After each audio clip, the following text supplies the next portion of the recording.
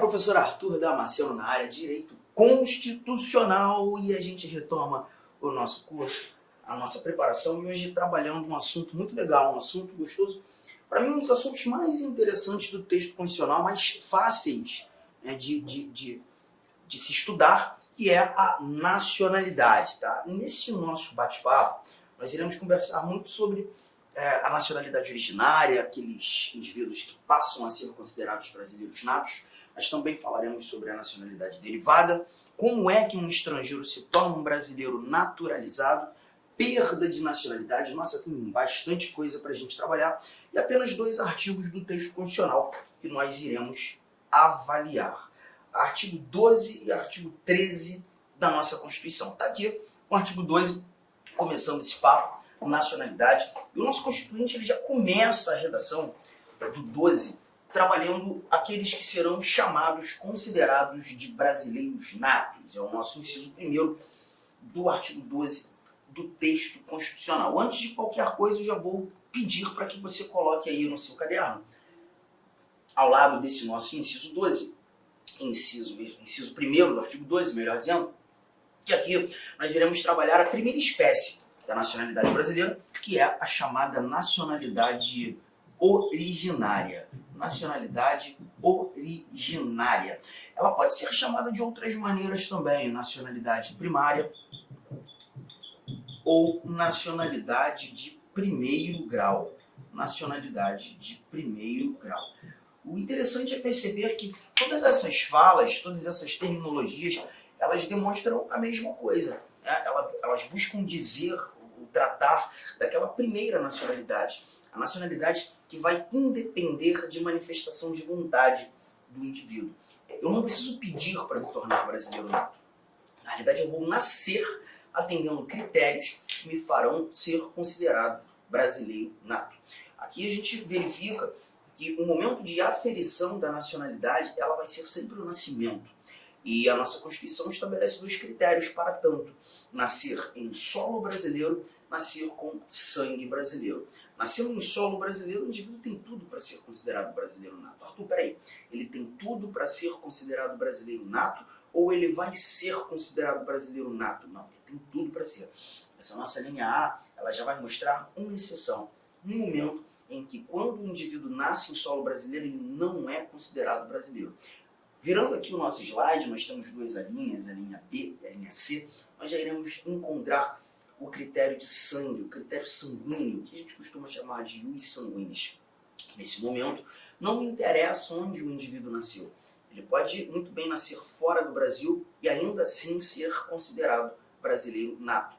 Da mesma forma, algumas particularidades devem ser examinadas, devem ser avaliadas quando analisando essas 2 linhas, a B e a C. Mas vamos por partes. Vamos começar aqui trazendo a nossa linha A. Tá?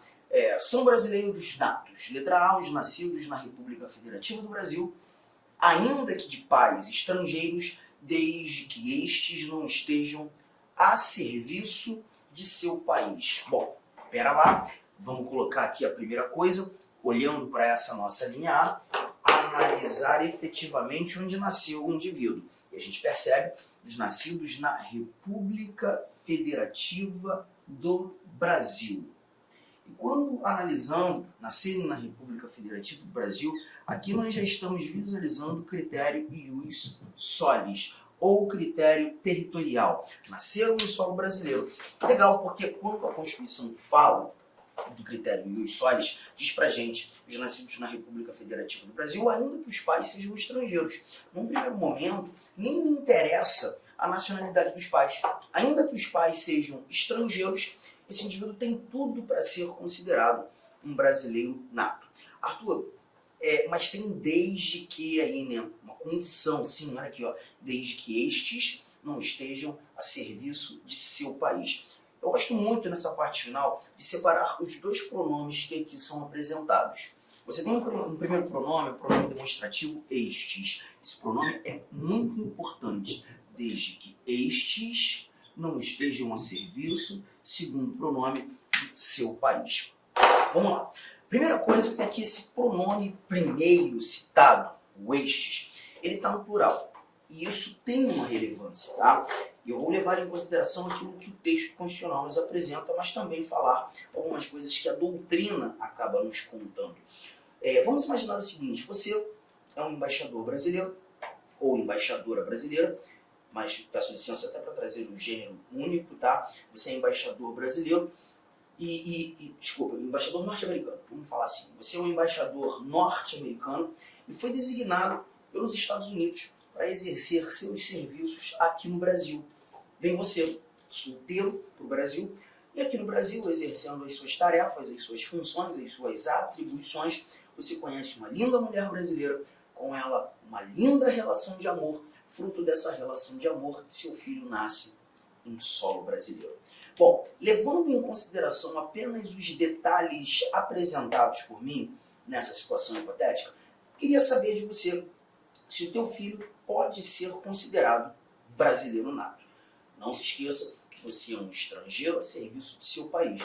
Mas certamente, se você prestou atenção em todos os detalhes que eu levantei aqui, você vai me dizer que sim, é possível sim, será considerado brasileiro nato pelo fato da mãe do seu filho ser uma brasileira. E aí eu levo em consideração aquele primeiro pronome. O primeiro pronome está no plural. Olha aqui, ó, os nascidos na República Federativa do Brasil, ainda que os pais sejam estrangeiros, desde que estes não estejam a serviço de seu país. E quando eu leio estes, eu estou falando do pai e da mãe. Estamos tratando dos dois.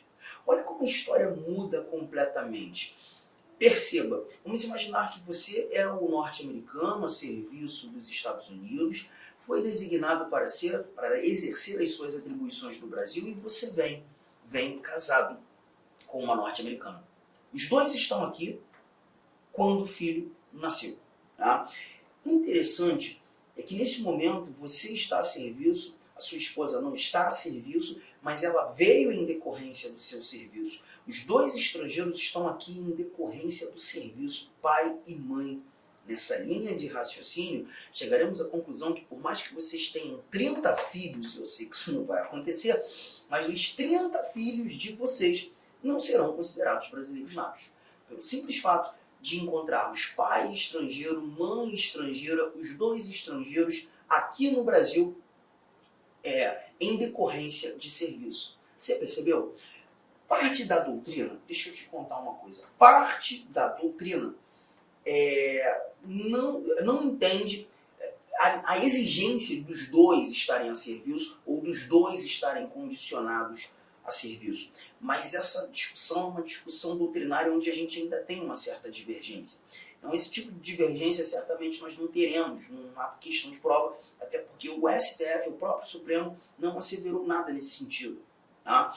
Mas a ideia seria, para estes que assim entendem, é que se porventura você é um estrangeiro que veio a serviço e conhece uma estrangeira no Brasil, o filho de vocês não seria considerado brasileiro nato também.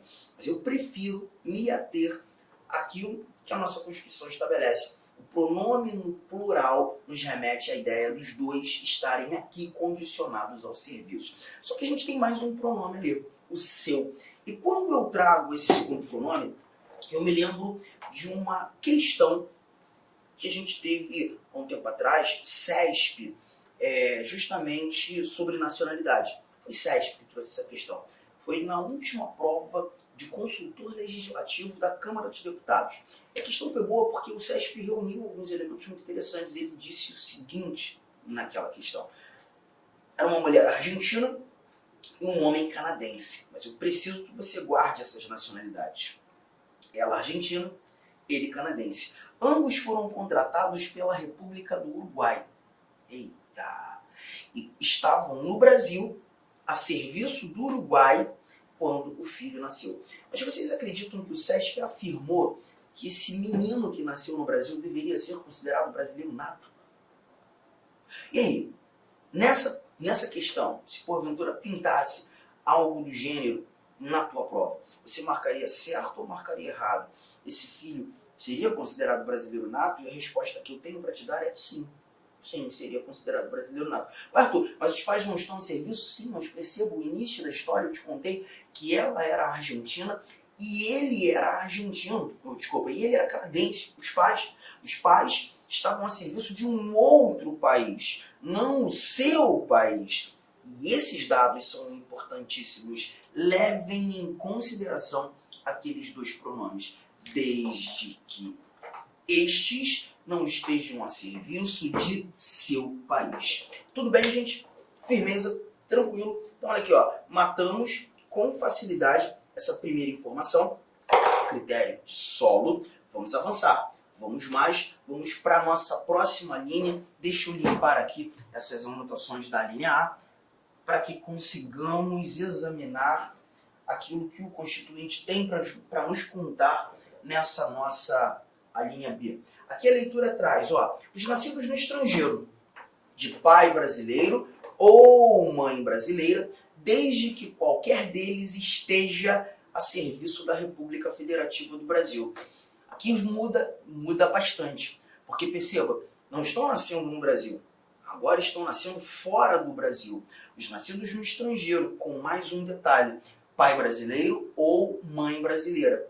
Cuidado que você tem que ter. Primeiro detalhe, não estão nascendo no Brasil, fora do Brasil, a exigência do pai ser brasileiro ou a mãe ser brasileira. Então a gente verifica aqui um outro critério, o critério ius sanguinis. O critério ius sanguinis. Critério de sangue. Tá? Bom, primeiro dado que você já vai guardar aí. Quando a nossa Constituição estabelece critério de sangue, ela sempre vai trazer pai brasileiro ou mãe brasileira.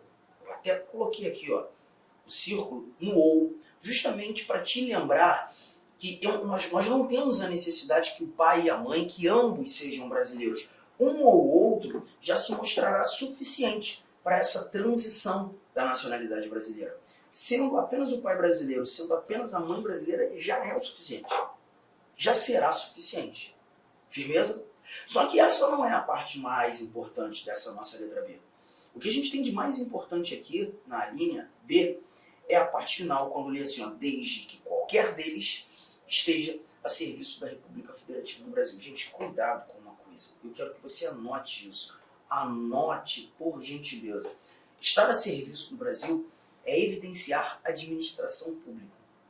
Estar a serviço da República Federativa do Brasil é evidenciar administração pública. Tá? Considera-se serviço o exercício de atribuições inerentes à administração direta ou indireta de qualquer que seja a unidade da federação. Vamos considerar serviço o exercício de atribuições inerentes à administração direta ou indireta de qualquer que seja a unidade da federação. E quando eu falo qualquer que seja a unidade da federação, nós estamos tratando de União, Estados, Distrito Federal e municípios. As unidades da federação. Tem muita gente que acha que estar a serviço da República Federativa do Brasil é evidenciar apenas governo federal. É evidenciar apenas governo federal. E está errado. Está errado. Tá?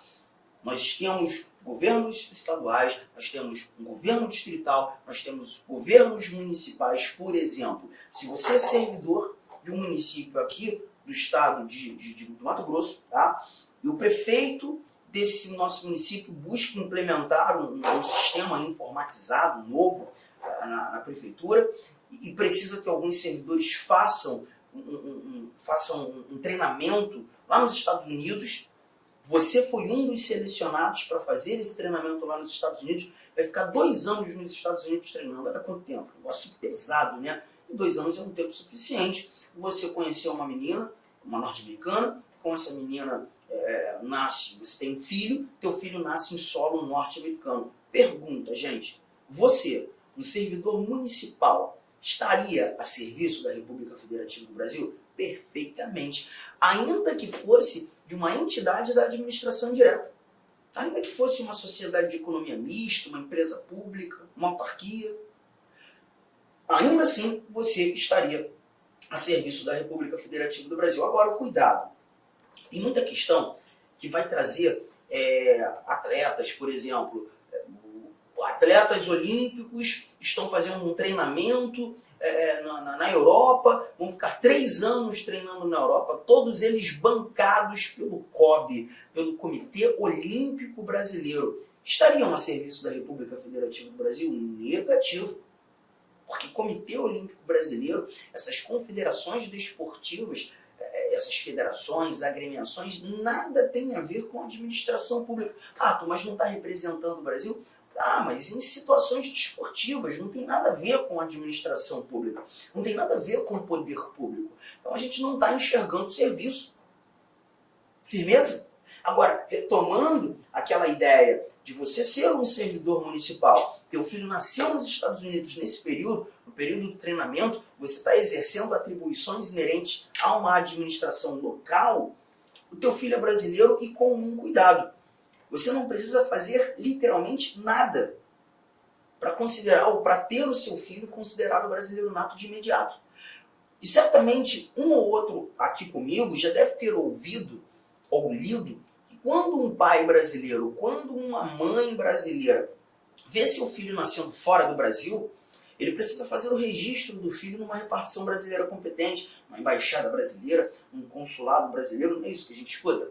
Pois é, mas nessa situação, nessa circunstância, você não precisa. Gente, guarda uma coisa, olha para mim, presta atenção. Bastará ter lido na questão, bastará ter lido no enunciado daquela questão que o pai brasileiro, que a mãe brasileira estavam a serviço da República Federativa do Brasil para que o filho seja considerado brasileiro nato de imediato.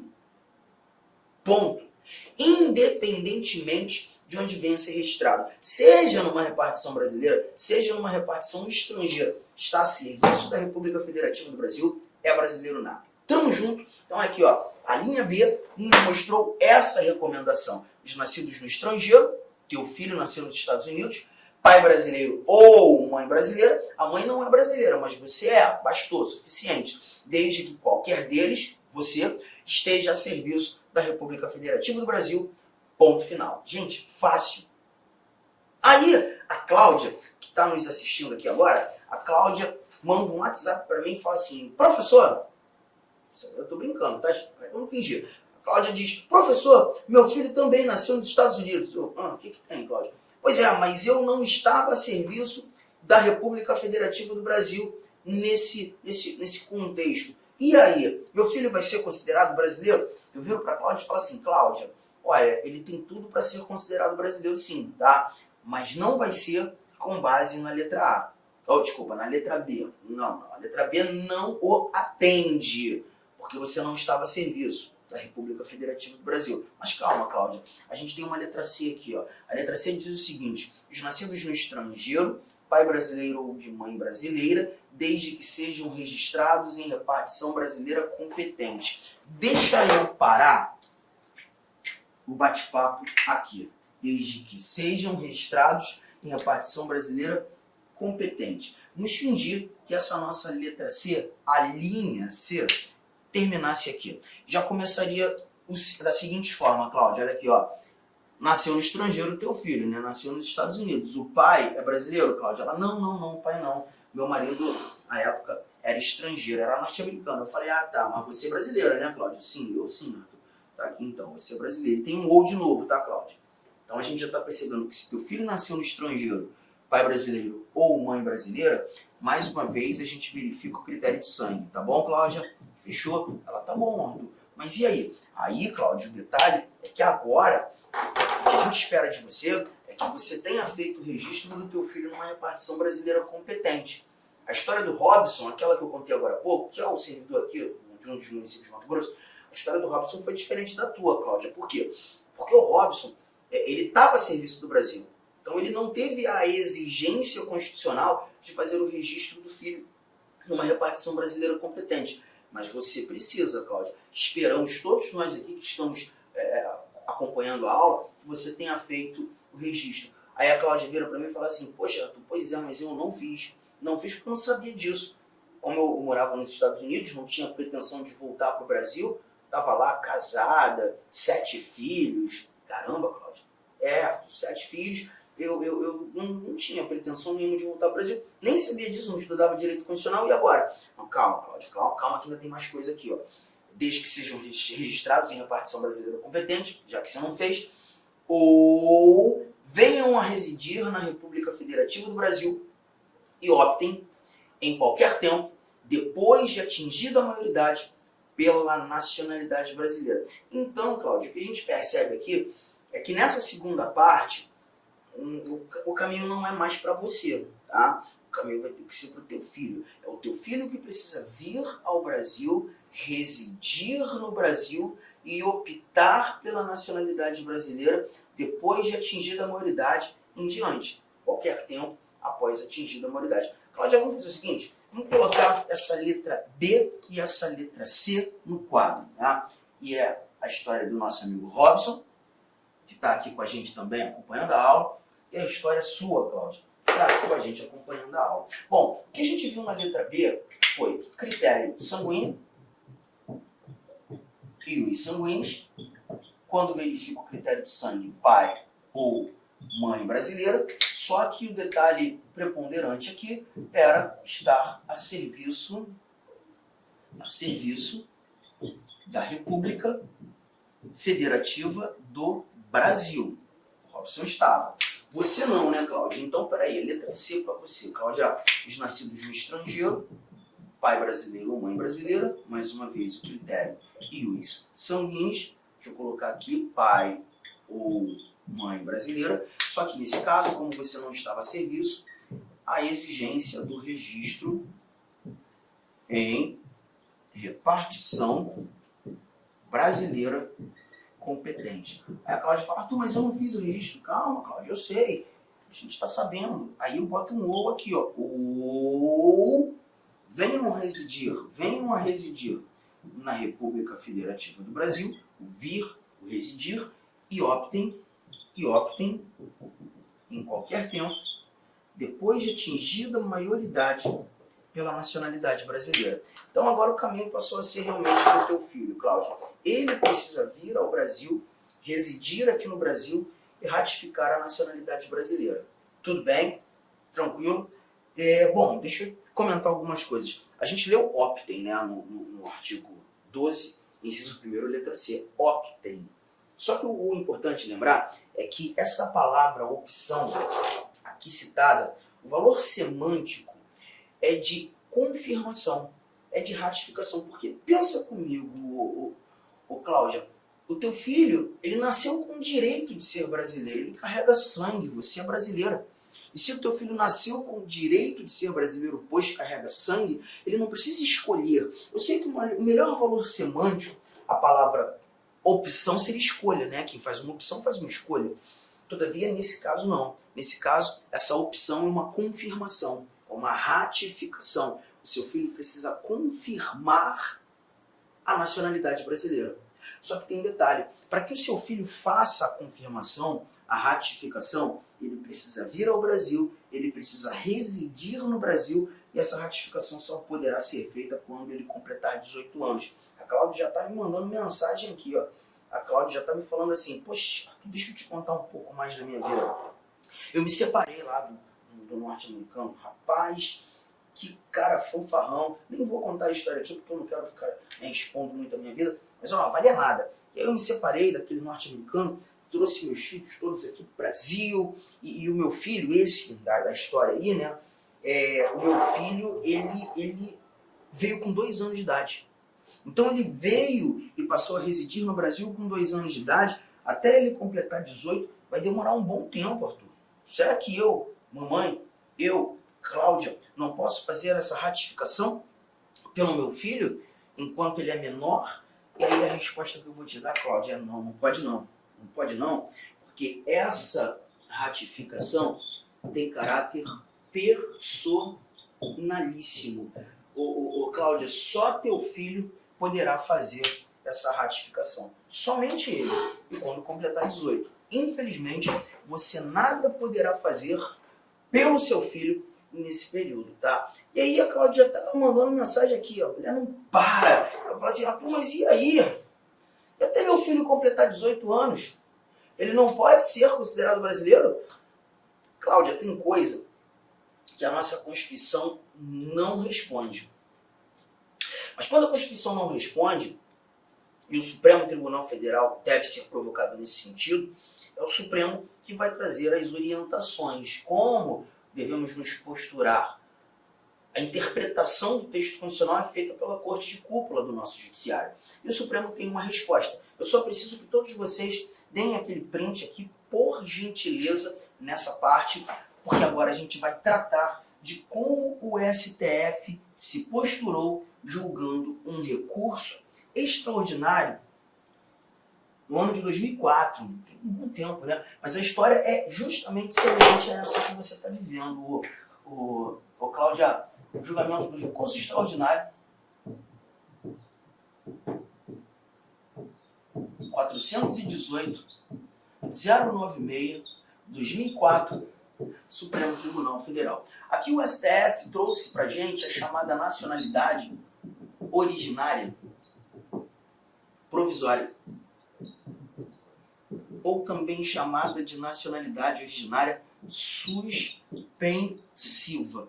Aí, Cláudio, a gente vai ter que lembrar um pouquinho da história. Olha aqui, ó. Você me disse que o teu filho nasceu nos Estados Unidos, né? E aí, quando com 2 anos de idade, ele vem viver no Brasil. Passou a residir no Brasil. Já chegamos à conclusão que o teu filho, que chegou com 2 anos de idade, ele só vai poder fazer essa ratificação quando ele alcançar 18 anos. A opção, né? Ele só vai poder fazer essa opção quando ele alcançar 18 anos. E aí o Supremo entende o seguinte: a partir do momento em que seu filho passa a residir no Brasil, ele passa a ser considerado brasileiro nato, mas provisoriamente. Porque ele tem uma obrigação, quando alcançando 18, fazer a opção, fazer a ratificação. Se ele não ratificar, Cláudia, quando com 18 anos, a nacionalidade dele entra em caráter de suspensão, até que ele confirme. Tudo bem? É assim que funciona. Então, ó, a partir do momento em que passou a residir no Brasil, ele já passou a ser considerado brasileiro nato de imediato. Mas ele tem a necessidade de fazer a confirmação. Um ponto outro importante é que essa ratificação aqui, essa opção aqui que a gente está verificando, ela se dará pela via judicial. Legal? Primeira instância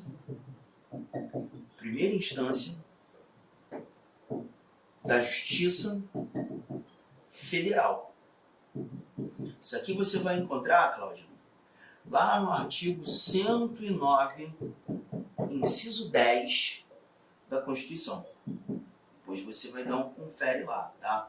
Mas aqui eu só quero lembrá-los que é um processo judicial. Cláudia, você precisa de um advogado, obviamente, para homologar a nacionalidade do seu filho, tá? E aí a gente conclui da seguinte maneira: Arthur, qual é a diferença de considerar o meu filho brasileiro nato ou não enquanto ele é menor de idade? Sei lá, será que interfere em alguma coisa? Ele teria algum eventual prejuízo? Cláudio, eu vou te responder a título de prova e olhando para o nosso conteúdo programático de direito constitucional, tá? É lembrar que no Brasil, por exemplo, o alistamento eleitoral, né, ser cidadão, estar no gozo dos direitos políticos, o exercício do voto, ele é facultativo aos maiores de 16 anos. Então significa que o teu filho com 16 anos, ele poderia, sendo considerado brasileiro, tirar o título de eleitor. Lembra de uma coisa: estrangeiros não votam no Brasil. Estrangeiros são inalistáveis. E se o teu filho não fosse considerado brasileiro nato, se ele não fosse considerado brasileiro nato, com 16 anos de idade, ele não poderia tirar o título de eleitor. Nesse contexto, ele já é brasileiro, ainda que provisoriamente. Ele pode tirar o título de eleitor, ele já pode ser considerado um cidadão. Ele já tem cidadania. Só que o detalhe é o seguinte, presta atenção, gente. Obtendo a cidadania, e gente, cidadania e nacionalidade são coisas diferentes. A cidadania nada mais é do que estar no gozo dos direitos políticos, poder votar. Se o teu filho conquistou a cidadania com 16 anos, pois brasileiro nato, ainda que provisoriamente, essa cidadania não o descondiciona da opção. Ainda que ele já seja cidadão, ainda que ele já tenha o título de eleitor, ele tem a necessidade de fazer a opção. Tamo junto? E aí perceba, se ele não optar quando com 18 anos, a nacionalidade dele entra em caráter de suspensão, a nacionalidade brasileira entra em caráter de suspensão, consequentemente, os direitos políticos também serão suspensos, até que ele confirme. Arthur, mas ele tem um prazo para confirmar? Com licença, meu amigo, minha amiga, eu sou o professor Lac. Inicialmente quero pedir desculpas por ter interrompido seus estudos, mas essa aula é uma aula demonstrativa aqui do site Lac Concurso. Quero dizer para você o seguinte, que você pode assistir o restante dessa videoaula, você pode ter o material de apoio dessa videoaula e muito mais no nosso curso completaço pré-edital para o INSS. Valor do curso? O valor do curso custa 10 parcelas de R$ 45,00. E nós temos uma promoção. Essa promoção aqui, até o dia 3/6, ela custa 10 parcelas de R$ 30,00, né? Mas vamos fazer o seguinte, você que está assistindo esse vídeo, até para prestigiar, até uma forma de amenizar aí a interrupção do seu vídeo, você vai falar o seguinte, olha, você vai entrar em contato, você vai clicar aí, tem um link aí do WhatsApp, você vai falar o seguinte, eu quero a promoção, eu quero o código promocional do curso pré-edital do INSS que o professor Lac falou no vídeo. Então tem um link aqui embaixo, tá? Tem um link aqui embaixo de um WhatsApp, você vai direto para o atendimento. Lembra-se que o atendimento tem horários comerciais de atender e ali vai te fornecer um link para você pagar aí 10 parcelas de R$ 30,00. Cara, um curso super competitivo, é um curso na qual nós estamos nos dedicando muito. Inclusive, no último concurso, 2016, eram 2.200 vagas, salvo engano, e nós tivemos 204 pessoas, alunos, que nós ajudamos a ser aprovado nesse concurso. 204 pessoas. Cara, então o curso nosso é muito bom, é o melhor custo-benefício. Eu peço para vocês aí um voto de confiança. Meus amigos, um forte abraço, espero vocês. Tchau, tchau.